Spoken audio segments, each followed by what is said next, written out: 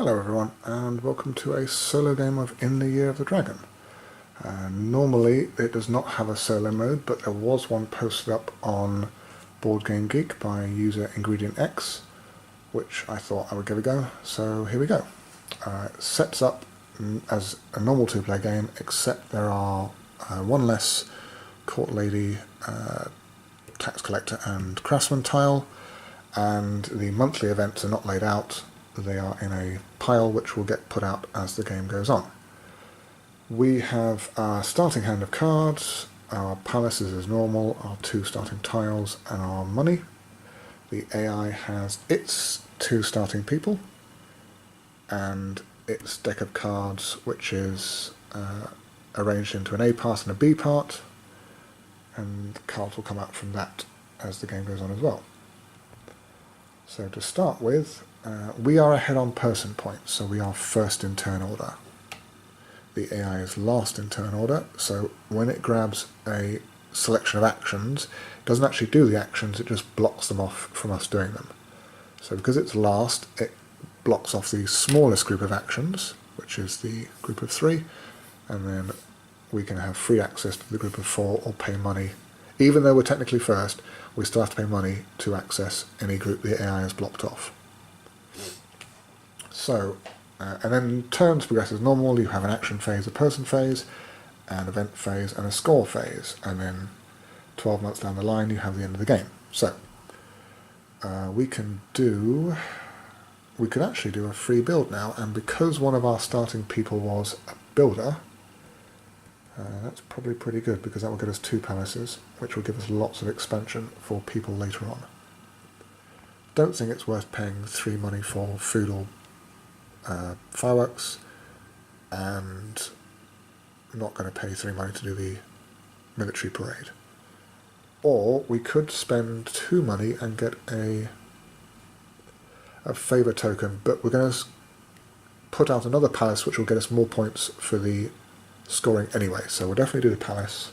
So we've got 1 palace floor as per the action icon, and then a second one as per our helper. So we get 2 palace floors, and that is going to be another point when it comes to point scoring. Perfect. So that was actions, and then we do persons. We have a whole raft of them to choose from. Now, yes, you can't plan ahead because you have no knowledge of what's going to come up, so you just kind of have to make a best guess of it. It might be worth getting, in that case, then a palace lady and just getting extra points on the score. We've got 1 warrior in case of Mongol invasion, so we're fine on that probably. Fireworks or farmers? It's always useful getting cards early on, which then if you get free actions will boost those free actions basically when you come to the action phase. So actually, maybe the tax collector. We'll go for fireworks. We'll get a fireworks pyrotechnician. So that was our, I should put that there just to remind me, that was our pyrotechnician choice, and then the AI will get a random card from its, oh, it is also a pyrotechnician as well. Fair enough. So, because we are first, we now get first choice, and we can either get the experienced pyrotechnician or the least experienced. Because the AI is last, it will try and catch up on person points.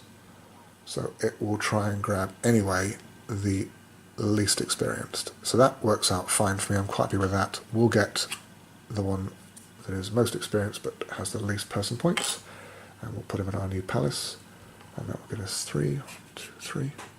And then the AI will grab this one and put it in its palace as well. And it's worth 5 person points, so we'll do that now, which actually puts the AI back in the lead because it's now on top of our disc. So top to bottom, furthest down the row is the turn order.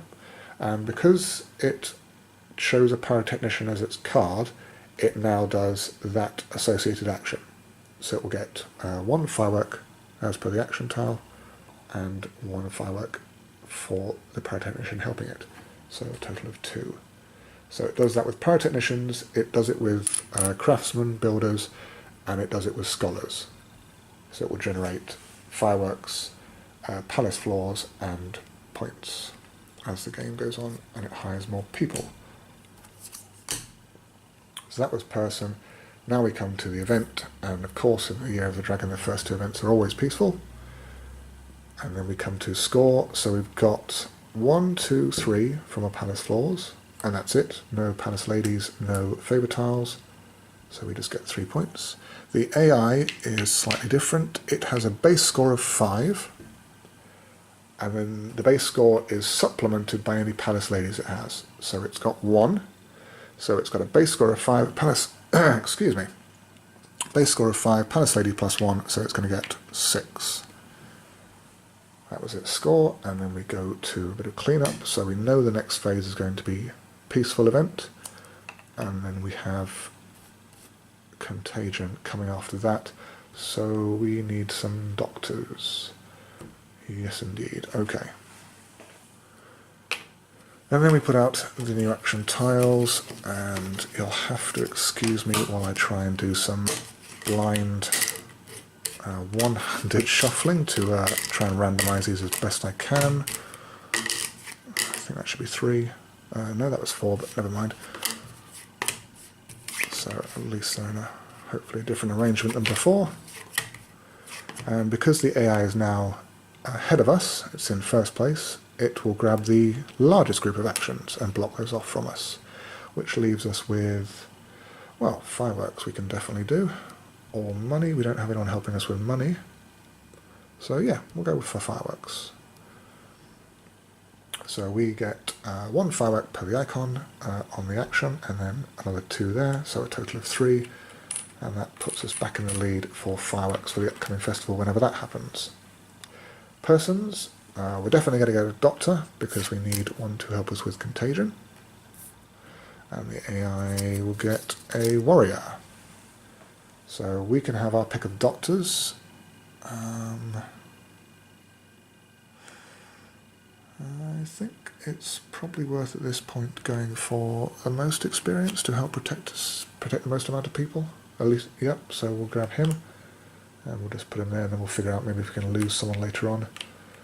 And then that gives us 1 person point, not too many, and then the AI will grab a warrior. So right, yes, so it is now, I'm not sure how this works actually. I don't believe I've had it come up where the turn order now technically changes mid-person pick, but as far as I'm aware, the AI now, because it wants to desperately catch up on person points because it is technically last, will grab the warrior with the most amount so it can catch up the fastest. If it was ahead of us, it wouldn't be so fussed about person points, so it would grab the most experienced warrior with the least person points. So it will grab that one, and it will get the maximum amount of person points it can, which is 5 in this case, and then it will put itself back in the lead. And that's fine. So those go away. Now we know that the next event is, I'm sorry, I'm getting ahead of myself somewhat. And now we do score. So again, 3 to 6.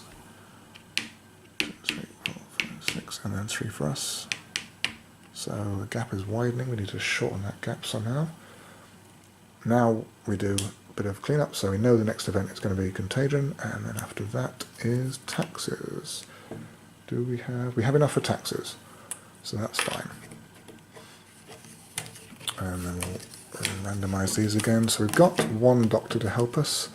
I don't know if we want to waste one of our wild cards getting another doctor, but that would be something we can then lose later on and not feel too bad about it.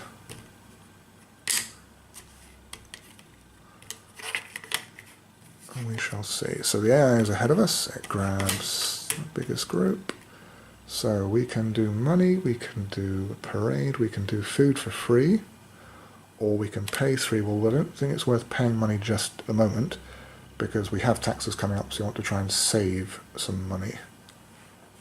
So it might be, even though we're only just going to get 1 food because we have no farmers helping us, I think we'll still go for the free food.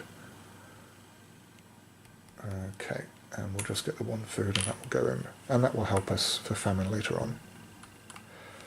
Persons, so we did just hire a doctor. We might want to hire another one, and that would fully protect us for the contagion.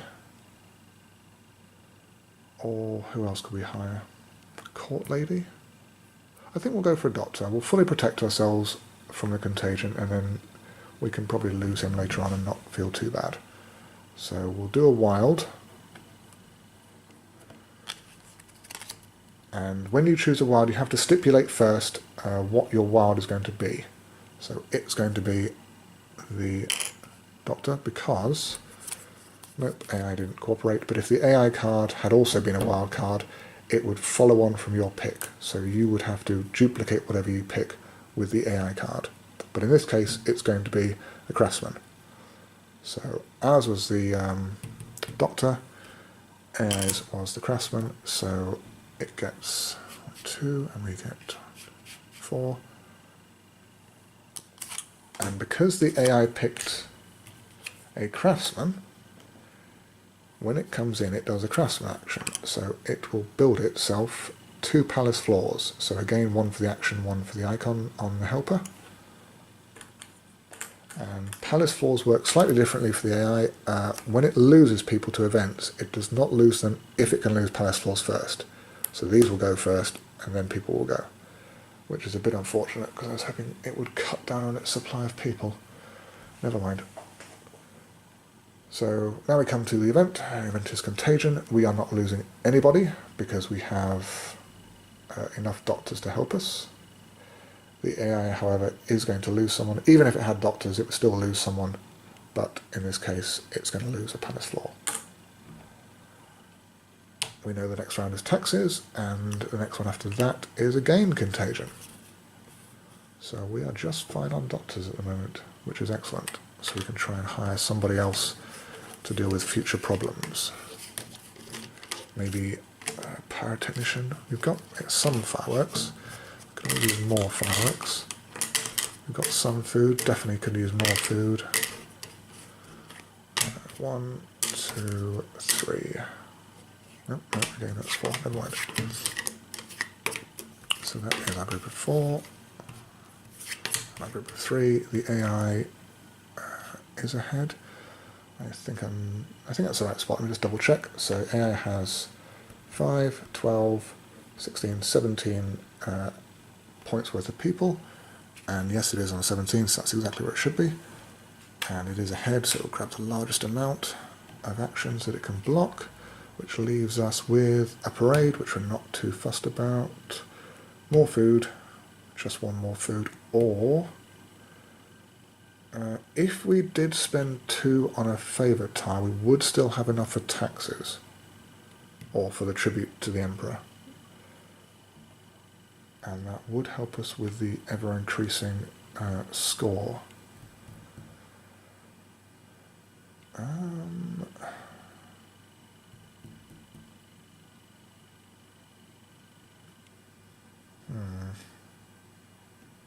Did we do score last time? I don't believe we did score. I think I may have missed it. Let me double check. So we've had 1, 2, 3 scores, and the AI is on 12 when it should be at 18. So yes, we did miss off 1 score. 1, 2, 3. And we were at 3. Right, okay, that's better. Yes, I tend to get a bit confused when it comes to keeping track of scoring in events occasionally, but that should be fine now. So I think, yes, it's probably worth trying to decrease the amount the AI is going each scoring. So we will spend 2 for a favourite tile. So that will add to our score every round. And we'll still have enough for taxes, which is fine. Persons. So now might be worth grabbing a farmer, because we're going to have famine come up at some point, surely. Or maybe a warrior for Mongol invasions. Yes, but if the AI card is a wild card, it would follow and it would grab the warrior first. We'll hold off on the warrior, I think, and we'll go for farmer instead. So, as I said, the AI's deck is split into an A side and a B side, or an A stack and a B stack. In the A stack, it has some cards, including a wild card, and we can see, you can actually check the discard pile at any time, that the wild card has not come out yet. Now, if the wild card is the next one that comes out, and we pick a warrior, because the AI is first, it would grab its warrior first, and it would grab the one with the least amount of points, which is the most experienced warrior, which is the one that we really want to try and grab. So we'll hold off on the warrior until the AI's wild card has gone out, and then we can safely grab it without worrying about it. So we'll go for a farmer, and the AI will go for, there we go, so there's the wild card, so that's fine. So we'll go for a farmer, AI will go for a farmer. AI will go for, because it's not worried about person points, it will go for the most experienced farmer. We will therefore go for the least experienced farmer. AI will get 1, we will get 1, 2, 3, 4. Putting us back in the lead, so that one goes down there. It doesn't generate food, it doesn't care about food when the farmer comes out, and then we can use this guy later on to help us generate more food. That's good. So event is now taxes, so we will spend our last 4 money, and then the AI will lose a palace floor, and now it can start losing people provided it does not get another craftsman out to generate more palace floors for it. We do the score, so we are now at 4 because we have 1, 2, 3 palace floors plus the tile. AI is still at 6, so 6 for the AI and 4 for us. And then we know the next event coming up is going to be Contagion, and after that is Famine.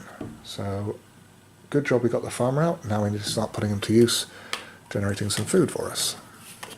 So hopefully that will be one of the free actions this round or next to generate enough food. I'm messing this up horribly. 1, 2, 3, okay.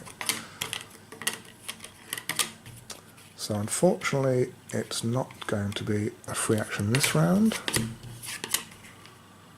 And because we are out of money, so the AI is in last place, so it grabs the smallest amount of actions. Because we have no money, we cannot do any of these. So we are forced to do one of these, or pass and get 3 money. But I think one of these will be just fine. So more palace floors, more fireworks. We've got 3 fireworks, to the AI is 2. So we should be fine on fireworks. And we can't buy a favour tile. And we don't really care about parades. So, probably going for the build. So we'll build 1, 2 palace floors. And because we don't want to expand our number of palaces and therefore have to get more food for the famine, we'll just add them to our existing palace floors. So each palace can be a maximum size of 3. And technically there is no limit to the amount of actual palaces you can have. But they can only go up to a size 3 floor. So that's that. And then we do the hiring, and I did say we were going to do the warrior now that the AI's wildcard is gone, which is fine. And it will follow us with a palace lady. So that's that, and we will get the most experienced warrior. So the AI will get 1 point, person point, and we'll get 3. And now that will start, unfortunately, generating even more points for it when it comes to the score.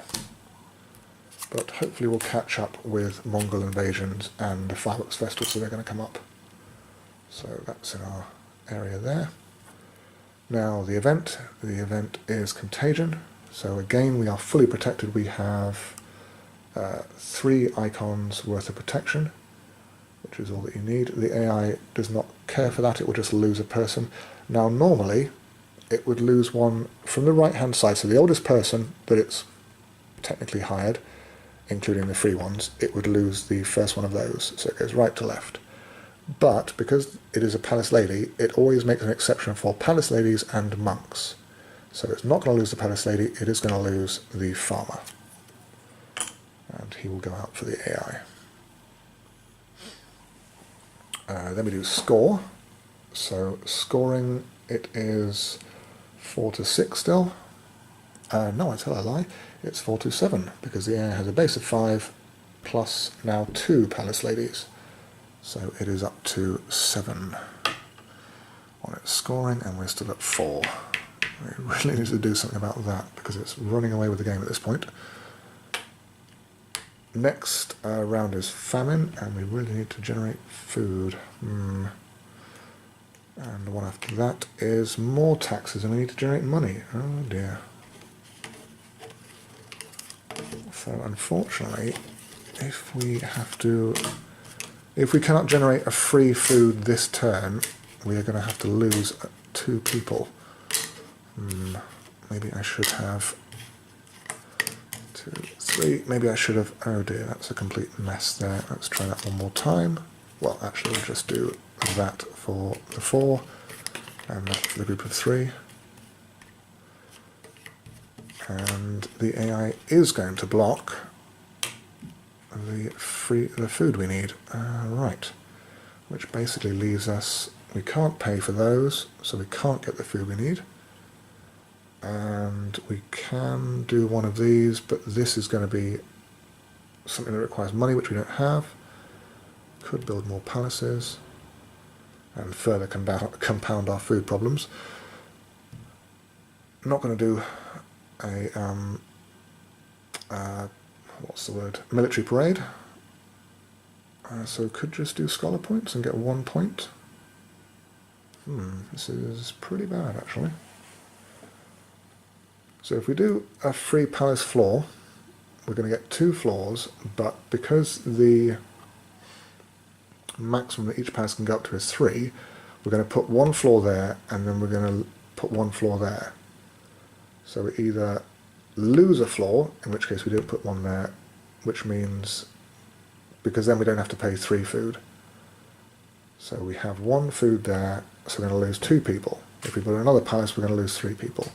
Well, we're done with contagion, so we can potentially lose the 2 doctors and not worry about it too much. Or we can generate 1 point by doing the scholar action, because we have no scholars to help us on that either. Dear, oh dear. I think we'll do the scholar action. So this is the folly of having no money, unfortunately, because we cannot do any of those, which we really want to. We really want to do the food one. We're just going to have to do the scholar one for free, getting us a point, and worry about the lack of food later, and potentially, if we don't get to do a money action, the lack of money as well. Right, so we've done our action, now it comes to hiring. Well, we know that we're going to need money, so we're going to have to hire a tax collector and hope for the best. And the AI is going to hire also a tax collector. So we're fine. There are enough tax collectors to satisfy everybody. If there were not, then because we go first, we would grab a tax collector first, and the AI will be out of luck. But there are enough for both of us, so we both get 3 person points. 2, 3. And we both get our displays. So now we come to famine.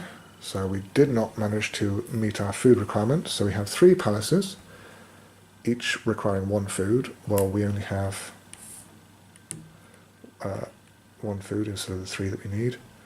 So we'll lose that food, and then we have to lose. So we have to lose people in 2 palaces. They cannot bunch up, basically. So each palace requires 1 food. So say that food is supplying that palace.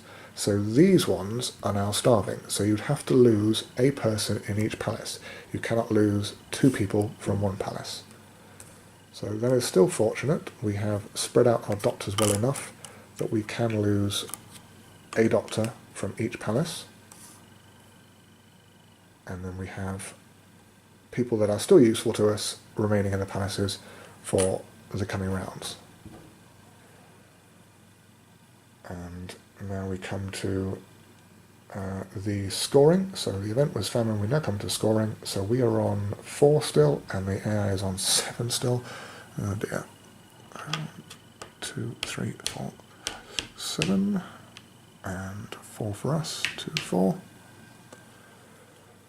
Bit of cleanup, so we know that next round is taxes, and we have to get money because we have no money, and every money that you are short, you lose 1 person. So we're potentially losing 4 people, which is really going to hurt us.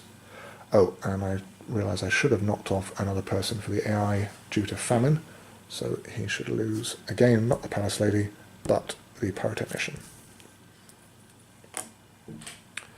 Right, and then the upcoming event is the Mongol invasion, which is good because we are well set for that, so that is something at least.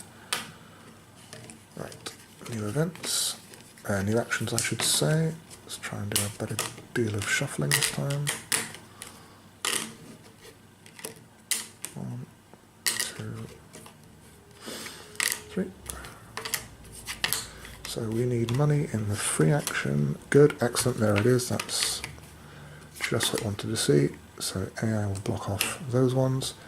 So, yep, we're definitely going to do a free money for 5 coins. So gain 2 for the action. And then we have someone helping us out with another 3. So that's a total of 5. That is more than enough to meet the taxes. So now it comes down to person pick. Well, we're going to be set for the Mongol invasion. So I think we'll probably go for Palace Lady, actually. We don't need monks just yet. These are sort of an in-game bonus score, so we'll leave him for the time being. Again with Scholar, although... No, we'll go for the Palace Lady. And then maybe we'll duplicate 2 Scholars later on, or 2 Buddhas. We'll see. So that's our pick. Well, we'll see. Yes, we're definitely going to get her because we go first.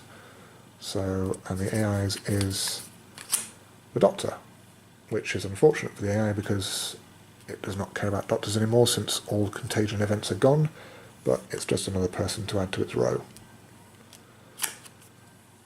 And it's going to get itself 4 person points. 2, 3, 4, and other way around, I think. We get ours first, so we would go 1, and then the AI will come up behind us with 4 and jump ahead as it places its marker on top. And we have plenty of space in our palaces after losing our hard-working doctors, so that's fine for space. Now we come to the event, and the event is taxes, and we have enough money for taxes. AI does not care about money, it just loses a person. Again, alright, it's going to lose a warrior in time for the Mongol invasion. That is going to hurt it somewhat when it comes to generating points. But it's so far ahead at the moment, probably not going to affect too much. Because now we do points, we are up to 5, so we have 1, 2, 3 palace floors, 1 palace lady and a favour tile. So that's a total of 5 for us. And the AI is again still at 7, so leaping ahead to 45. And then we know that the event is Mongol invasion, and after that is fireworks. So provided we maintain our lead of 1 firework, we will be fine in scoring the maximum points of fireworks. Maybe need to generate some more. We'll see about that. So new events.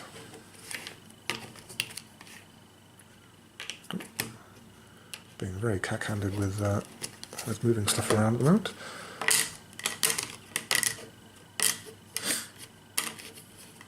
One, 2, and 3.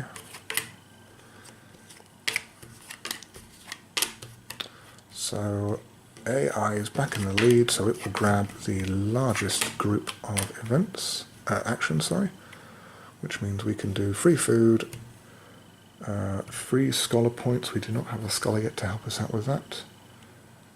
The food might be worth it actually, because we're going to have one more famine. So sure, we'll go for a free food. So we'll generate 2 food for that. We don't have enough money anyway to get in on the AI's actions, even though we probably could have done with some more fireworks, but never mind. Now we come to persons, so I think it's probably now a good time to get a game. How many cards has the AI got? 4. So it has 2 wild. We've already had 1 in the A stack of the AI's deck, and now I think we're into the B stack, so it's got another wild card coming up. If we do a scholar, the AI will duplicate the scholar and grab the most experienced one, which will be difficult for us. So probably maybe now worth getting a Buddha. Yes, we'll go for a Buddha, and we'll see what the AI has in store. It is a farmer. Well, never mind. So the AI will grab farmer there, and we will go for the most experienced Buddha. Yes, why not? Like so.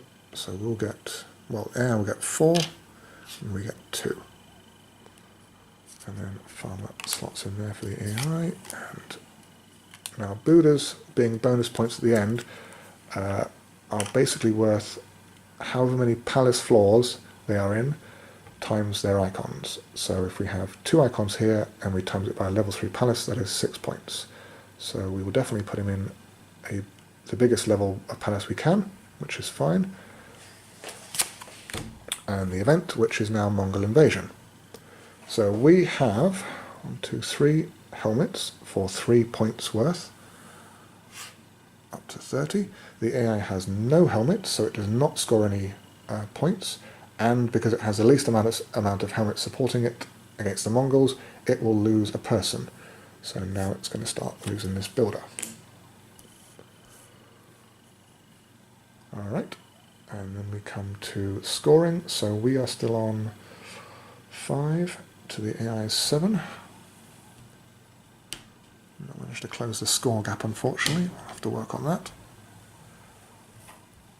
And then we know that the next round is fireworks, and then the one after that is another Mongol invasion.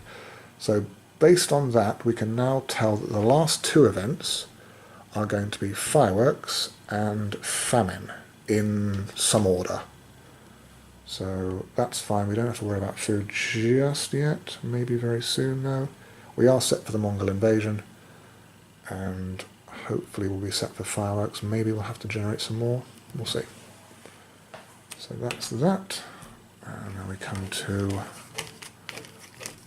a new set of events.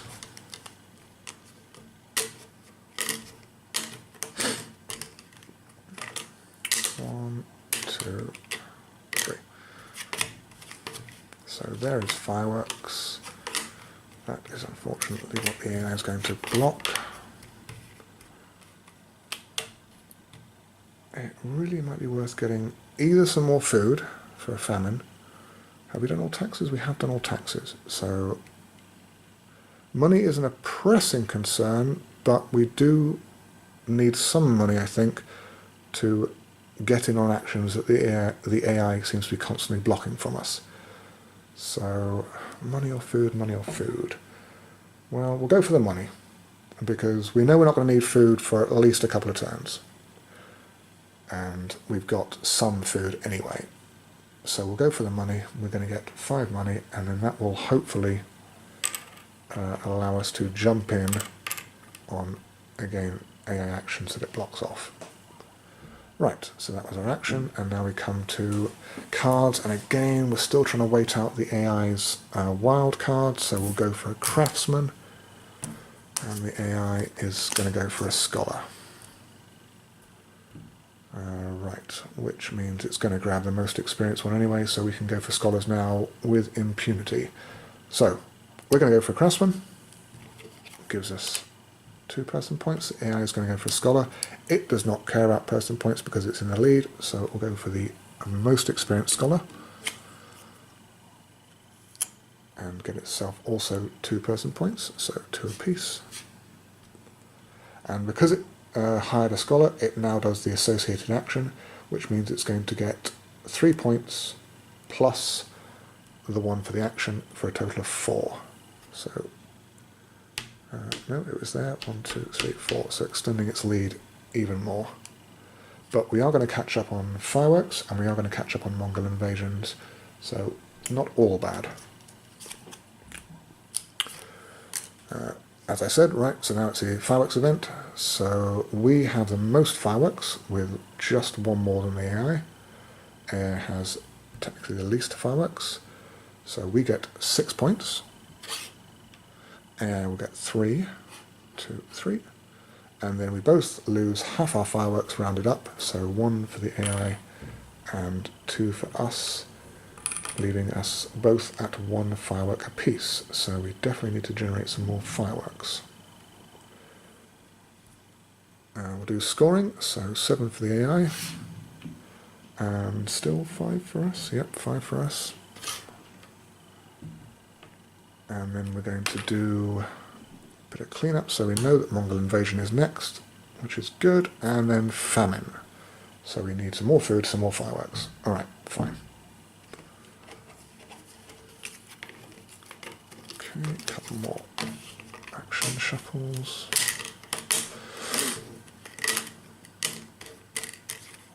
1, 2, 3. So the AI is going to claim the food, but which leaves us with fireworks. Good. So definitely going for the free fireworks action to replenish our stocks of fireworks. So we have 3 fireworks coming in, which is excellent. That will definitely set us up for the fireworks festival. It's going to come at the end of the game. We are now going to hire the scholar, and we'll get him, and the AI is going to hire a Buddhist monk. So it will grab that. So it's going to get 6 person points, 2, 3, 4, 5, 6, and we are going to get 4, like so. What comes in there? We have run out of space for our person to be placed in our palaces. So what can we get rid of? Good question. We'll go for the fireworks pyrotechnician, because we've used him basically. We're not going to probably need to use him again, so we will say goodbye to him and put our scholar in his place.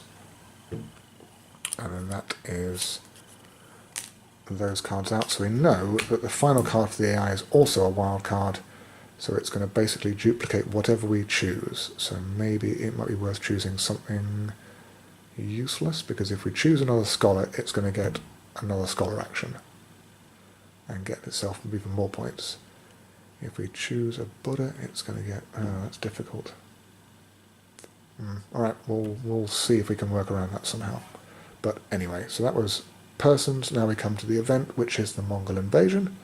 So we're going to get 3 points and not lose anybody. AI is going to get no points and lose somebody. So 1, 2, 3 for us. There we go. And then the score, and again 7 and 5. And now we have a scholar. We can probably go for scholar action. So we know that next turn it's famine. Oh, we do need some more food. Oh dear. And then fireworks. So if we can get food, might be worth going for food. If we can get, well, we'll see which one is the free one that comes up, and we'll choose from there. Okay, so okay, 2, 2, and a third. There we go.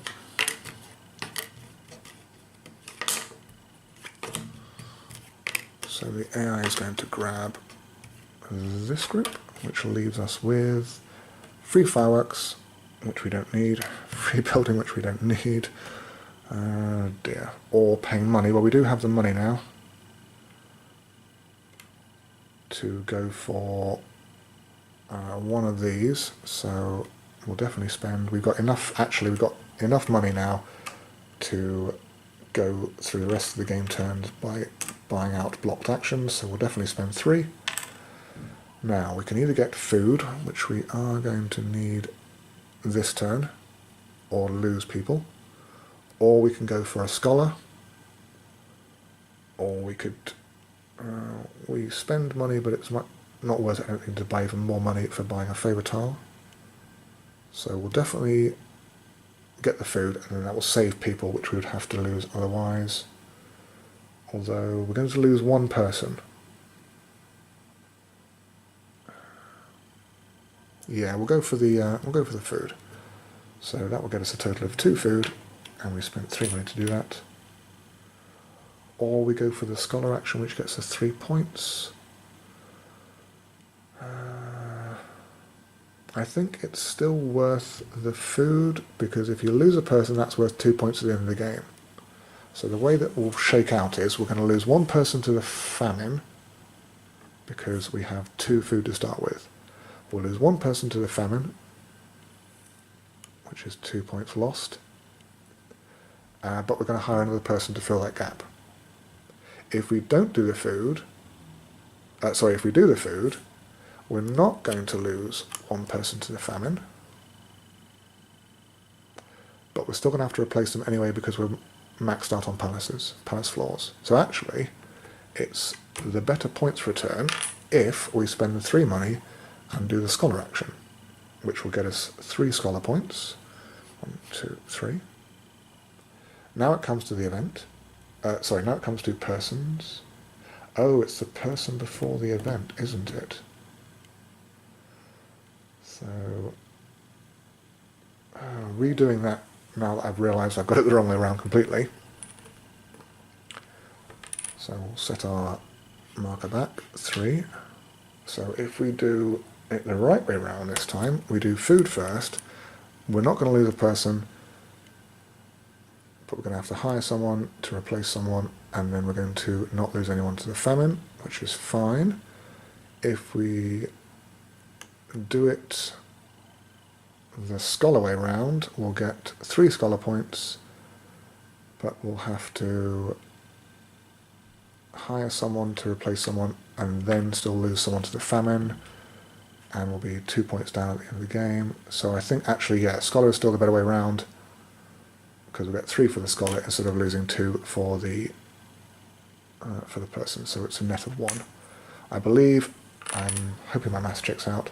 My brain is a bit fried at this point, unfortunately. So we'll still do the scholar, so we'll still get the 3 points. 1, 2, 3. We will not have enough food for the event, so we'll do a person.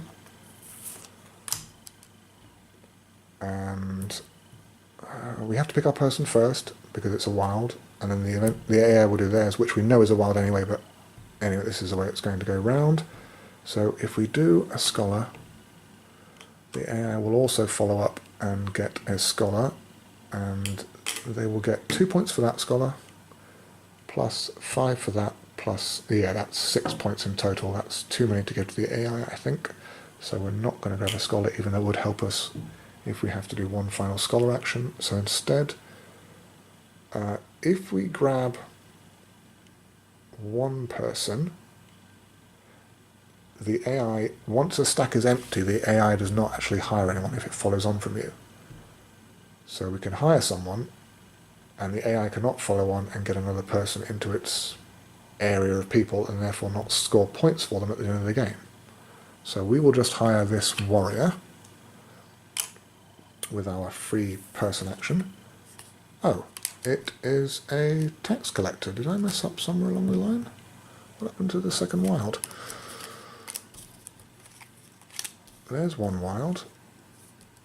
And there's the other one. Oh, I've been operating under a misconception the whole game. Never mind. That is entirely on me. So somehow it snuck in an AI card, a wild card, and I completely missed it. Never mind. So, yep. It's going to hire tax collector, get itself 3 person points, and we get 5 for our warrior. Warrior will come in and replace another warrior, because why not? And then the event happens, which is famine. So we have 2 food.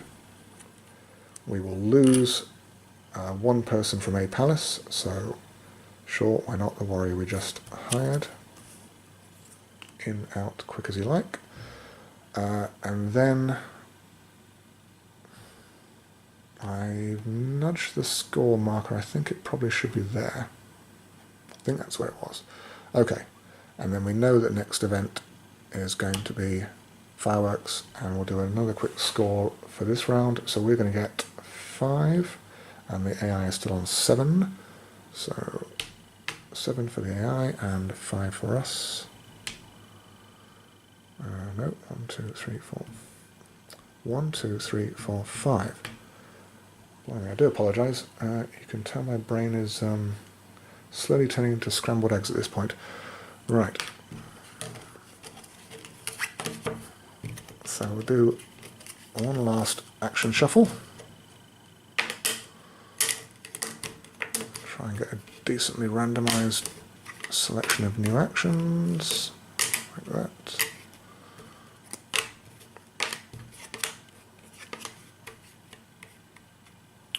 Which leaves the AI taking those, so it means we can do a final scholar action, which I think is the one we're definitely going to do. So that will give us 3 points. 1, 2, 3. There are no more person cards left, so you never do a final person phase at the end of the game for the last round. So we'll skip that. We come to the final event, which is fireworks. AI has 1 measly firework left. We have 4. So we're definitely going to be the most on fireworks. So we get 6, AI gets 3, 2, 3. And then we lose half of them rounded up. So AI loses 1, and we lose 2. Then we do a final round score. So again, 7 to 5. And then we do a final end of game score. So rounds are all done with. Final end of game. AI should have lost 1 person for the famine. So again, not a palace lady, but tax collector. Right. Okay. So the way the end of game score works is you can sell your remaining supply of stuff, so fireworks or food, for 2 coins apiece. So that gets us 4 coins. Again, AI does not care about coins. You tally up your people. So we have 1, 2, 3, 4, 5, 6, 7, and get 2 points apiece for them. So we have 14 points. 14. And the AI has 1, 2, 3, 4, 5, 6, 7. Also 14 points for that. So, like so.